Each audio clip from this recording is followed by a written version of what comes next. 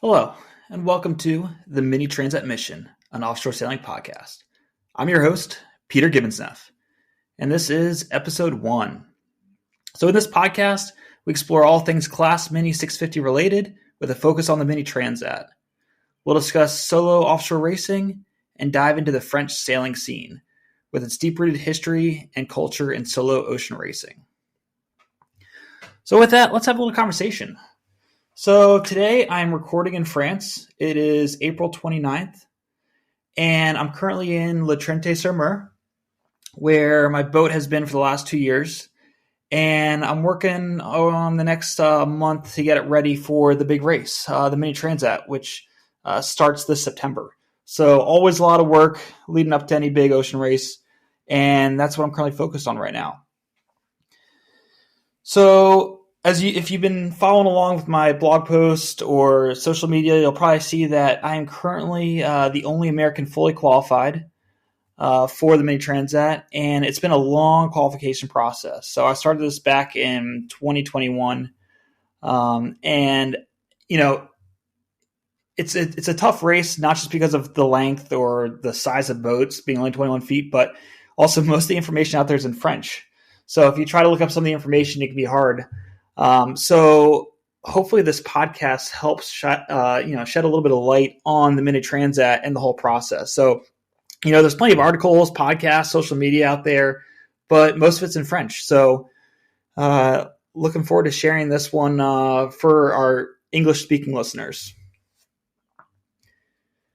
So I have a few goals laid out for this podcast, and the first one is really sharing my experience throughout the whole qualification process leading up to the Mini Transat. And then I'm looking forward to really recording while I'm racing out there on the ocean, recording some updates so I can post them to the podcast afterwards.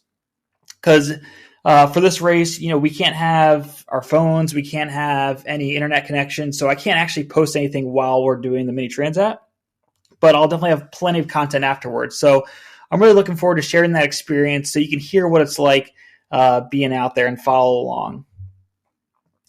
Another goal is I want to really help and inspire others who either might be, thinking about doing the Mini Transat, racing minis, or really didn't know anything about it before, hear about this and then say, oh, maybe that's something I might want to do or could do. So really trying to inspire the next, the next group of sailors that want to jump into this.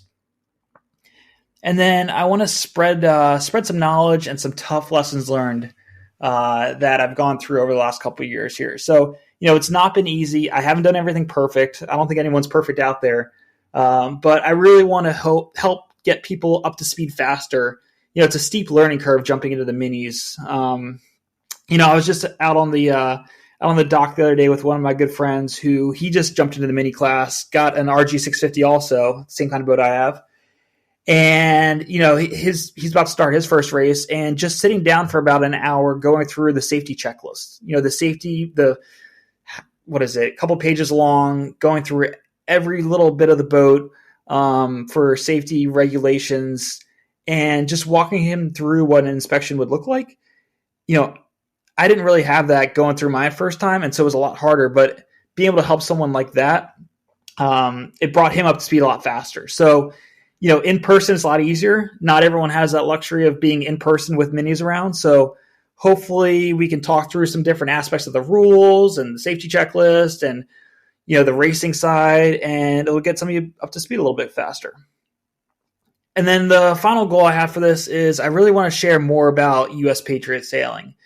So, I love this nonprofit organization. I'm very passionate about it. And I want to just talk a little bit more about it. Some of my experiences, but then also just what they're doing, because the team's been doing a lot while I'm over here in France. So we'll cover that a little bit more as well. So that's kind of the main focus, the main goals of this podcast. So why now? So why start a podcast now? So kind of like to talk about what the lessons learned. I learn something new almost every day when I'm getting this boat ready for the Mini Transat, whether I'm getting ready boat preparations or racing out there in some of the shorter qualification races. And then I've talked with others who are interested in racing the Mini Transat. I've exchanged some emails, some messages. I think I even did one or two Skype kind of or Zoom interviews, not interviews, but discussions with people trying to explain, hey, this is what it's going to take. You have to dedicate the next 2 to 3 years, maybe not full time, but you're doing work every single day on this campaign, getting ready to get to the starting line. So there's a lot that gets into it. And so I think this is a good time to do it. I hope you don't make the same mistakes I did. We'll get into some of those. And then, time's scarce. You can't get it back. But now that I'm fully qualified, I really feel like I have more time to help others, and I want to spread some of that knowledge. So I think there's no better time to start this podcast. And I really want to kind of bring you all up to speed, and then we'll do the race. And then after the race, be able to post some more information, share some more information about what the race was actually like for both the legs. So we'll get into all of that. Now, the sailing podcast space, there are plenty of other sailing podcasts out there, and, I encourage you to listen to them. I love the sailing podcast community, I guess you could say. There's plenty of different ones out there. There's some that are focused on racing, some that are focused on cruising, some that mix a little bit, of everything. But to be honest, it was kind of a slow start initially when I was listening with some of them. I don't think I really actually enjoyed it initially, but then once I started listening more and more, I got hooked. So kind of understanding, thinking about how I really enjoyed the podcast. I'm hoping, this can bring either some enjoyment or shed some light to some of you. And if you're like me, the other day I was scrolling through my podcast and I realized I'd gone through all of the sailing ones I had saved. So, waiting for new episodes to come out, I realized, I think there is room for another sailing podcast. So, I think it's a perfect time to start. And, there's plenty of other good ones out there. So I've been on 4 already, soon to be 5. And if you want to check them out, you can go on my website and you can see them all listed there. But none of the other podcasts I really listen to focus on this part of the sport with, the Mini Transat, mini racing, and in English, especially in English. So that's a big part of it as well. So some of the different podcasts, there's, a bunch of different formats out there. Some are just one person. A lot of them are interviews. And so I guess what I want to do is I want to have a mix of sharing my own experiences, kind of just talking to you, having an informal conversation, but then also add some interviews with other sailors when it feels right or when it's appropriate. Try to, deepen our knowledge as a whole community here. So with that in mind, I really think that'll help expand the conversation, but they're not going to be all interview based podcast episodes. So I think it'll be a good balance. So let's talk about a little bit about what is going on right now with the mini fleet. So I'm recording this on Saturday, April 29th. And right now on the Atlantic side, we have the La Pornichette Select, which is a 300 nautical mile solo race that starts today. After I finish recording this, I'm going to watch the live start on YouTube. You can check that out at Offshore Social Club. Definitely check out their YouTube and their Facebook. They do live recordings of the starts. So, of course, it's in French, so you probably won't understand what they're saying for most of you that are listening to this podcast. But it's a great live stream of the starts, and you can also watch it in replay later too. Since depending on the time of these starts, sometimes they're early in the morning in France, which is really early over in the U.S. or late in the evening. So you can always check it on a replay on YouTube.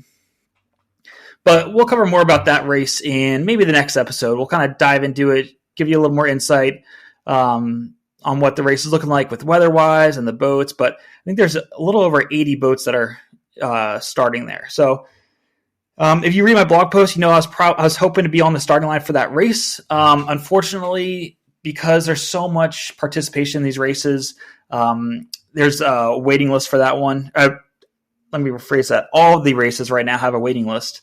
And so most people are only getting into about 1 to 2 races throughout the whole season. So That race was low on my preference sheet. So you have to rack and stack your preferences in January for the start of the season. And that one was lower. And so because of that, I was pretty low on the waiting list. So I was hoping to get on it. But I think going into this race, I think I was like 18th on the waiting list, which means there's, each of these races, even if there's, 80 spots open, anywhere from 100 to 150 skippers are signing up for them. So it is wild how much this class has exploded in participation, which is great, but it also makes it hard when you're trying to qualify for the Mini Transat and you're trying to do as many races as you can, and you just aren't allowed to show up to the starting line. So it's pretty tough, but we'll talk more about that race in the next episode. On the Mediterranean side, the next race over there is the Solo Med, and that's a 700 nautical mile race starting on May 7th. So keep an eye out on that. And I'll try to give some more news and insight on the racing calendar throughout each episode. We'll talk a little bit more, just keep you updated. So it'll be a good balance between, current news, but then also diving into some more technical details of the minis. So let's shift gears a little bit now. I don't want to go too in-depth in all these topics for the first episode, so let's just give you a little preview here. But now I want to just spend a few minutes talking about U.S. Patriot Sailing. So I've talked about U.S. Patriot Sailing in my previous interviews, and it is really the why behind I'm racing in the Mini Transat. It's been such an important part of my life and this campaign. And so definitely make sure to check out the other podcast interviews I did. I really go into depth a lot about it. But just to highlight it, it's a nonprofit organization, and it supports military veterans to navigate the hardships of transition to civilian life, rehabilitation after injury, and the complex life challenges associated with combat deployments. So it's a national nonprofit organization. It's based in a few different places in Annapolis, San Diego, they're starting a team in Seattle. So it's definitely expanding. And then, it's a really important organization because after 20 years of war, there's been so many veterans that are still fighting their own personal battles back at home with things like PTSD, depression, et cetera, just so many different things. And this is a really great team that helps, support these veterans through the sport of sailing, getting them sometimes out of their comfort zone or just even out of the house, getting them outside on the water with other veterans that maybe understand what they're going through or can, help, whether, have these shared experiences out in the water and help them work through their own challenges. So it's a really, really powerful tool that I see, every time I'm out on the boats, I see the power of what sailing can do for these veterans out there. So you can hear more about my personal experience with this organization right now on some of the other podcasts. And if you're looking for those podcasts, you can find the links on my website at pgnoceanracing.com or check out the show notes. So I've been sailing with the Annapolis team for the last couple of years. And this winter, I was able to sail with them in the Frostbite series. I did a couple races with them on that, skippered the boat a few times. And so for that, we were on the J109, and it was fun. It was a non-spinnaker race. You can't leave the cockpit because it's winter times, frostbite, and so they don't want you to, reduce the risk of people, maybe falling in the water, that kind of thing. So you're not allowed to hike out. You can't leave the cockpit, and it's just, main and jib, and it's fun, relaxing racing though. But it's a really good time to get out in the water.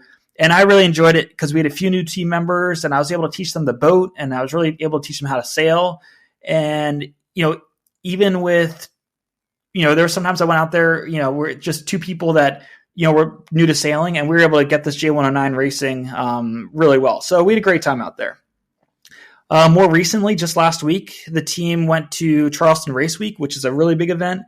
And they took both the J109 and the Melges 24, both from the Annapolis team down there. So great event with them able to get out on the water. And, it's great for both supporting the veterans on the team, get them exposed to a really competitive racing atmosphere in a new environment, but then also to, carry the flag of the team and spread the word, the message about the team to other sailors in different parts of the country. So it's a really great win-win for the team as well. So since this is the first episode, we'll keep it brief. Those are really the main points I wanted to cover. If you want to support this campaign, my mission to race in the Mini Transat, to raise awareness for U.S. Patriot Sailing, there's two main ways you can donate. Both are through my website. You can go on there, but you'll find links to uspatriotsailing.org. You can go donate on there. Make sure you click the button for the Mini Transat, and you can do a tax-deductible donation through that website to this campaign, or also through GoFundMe. I have a GoFundMe page established as well. I started that GoFundMe page in the last season, so back in 2022. So it's been up for about coming up almost on a year and a half soon. So that's been a great way, but two different methods, whatever's easiest for you. Feel free to donate. Every dollar that goes to this campaign helps get me to the starting line, helps get me to the race course. And it's a combination of safety, but then also a little bit of performance as well. But really the safety part of it is what I focus on in terms of making sure that I am safe going to this race. So, the money that you donate really goes a long way to supporting so much of the behind the scenes efforts of the logistics and some of the equipment, and, making sure, there's so many decisions you got to make leading up to the race, years out decisions that you have to make that a lot of times come down to money. Am I going to spend more money on a more quality product, or do I have to take a shortcut that might be more dangerous down the road? So I really appreciate all the support I've gotten so far. So thank you so much to everyone who has donated, and you've really taken this campaign to a whole new level. And I can't thank everyone enough. So if you're on Spotify or wherever you listen, definitely hit the follow or subscribe button. Leave a review. It's going to really help with the algorithms and make sure that other people can find this podcast as well. So please, hit the review button, put a little comment in there. I really appreciate it. And then also follow me on social media. So on Facebook, Instagram, YouTube, at PGN Ocean Racing. Definitely check it out. And with that, we'll finish up this first episode. So huge thank you to everyone for listening and all your support over the last couple of years. Starting a podcast is not easy. Well, I guess it is easy technically with, just a microphone and a computer, but emotionally it's not. So I look forward to opening up more on this platform, going beyond what we cover in the blog posts. If you haven't seen the blog posts, you can find them on my website. I send out email updates, but I really want to get into more detail, and I want to talk more about like the good and the bad. Sometimes it's hard to put everything I'm feeling, or it's hard to describe everything I want to say in a blog post because I'm not trying to make it too wordy. I'm not trying to write a novel out there. But hopefully in this forum, we'll be able to dive more into some of the different topics and the challenges. I got to say, a podcast, this definitely makes me feel a little vulnerable. It's going to be unfiltered, unedited. So many times in my blog posts, I'll edit something or be like, oh, I'm glad I caught that. Like that. Sometimes I just don't want to put everything in print, but I feel like talking to you all through this microphone, I feel like having an unedited version of it's going to be really beneficial for everyone. And hopefully it's more fun too. That also opens me up to more criticism, but hey, I'm okay with that. When I'm out there sailing, I don't have my cell phone. I can't see what people are saying about me online. So that's good too. And then, maybe you can help. So if you know me, I'm not the best at asking for help. So maybe my rambling throughout this podcast will show you where you can lend a hand in the campaign. Maybe you can help out some way with providing recommendations or advice. You never know. So just consider that maybe you can help throughout some part of this process. So let me know what you want to hear about. There's so many different topics we can cover. Everything from, a big part of it is the boat preparations, the boat work, but also a lot of it's the racing and the solo sailing and being out there offshore and, what's it like being in the Bay of Biscay by yourself and the Atlantic Ocean. And, after sailing over 8,000 miles, something around there, 8,000 nautical miles on this boat, I got some good stories to share. We can talk about that. And I think there's a lot of different aspects of the mini racing we can cover. So remember, I don't know everything. And caveat, my French pronunciation still sucks. But I'm trying. I promise I'm trying to get the French down. But it's not easy. It's hard to learn French when you're by yourself on the boat so much. So I'm working through it.